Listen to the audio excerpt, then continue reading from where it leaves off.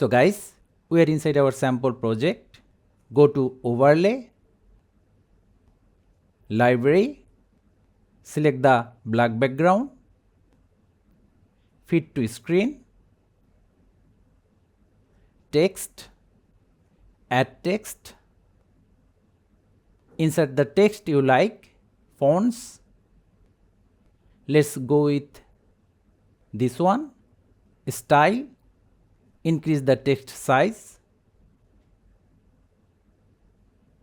Now tap on this button to go full screen. Take a screenshot. Back to the main project. Delete the text layer and the black background layer. Go to Overlay again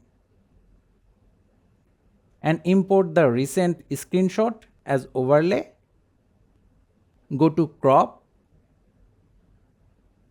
Select the proper aspect ratio. For us, 16:9. Adjust the size. Back to the project. Fit to Screen.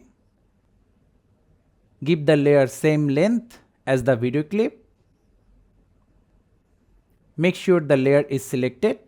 Go to Splice and select Darken. Move the slider if you like to have semi-transparency, and we are done. So thank you guys for watching. Have a good day.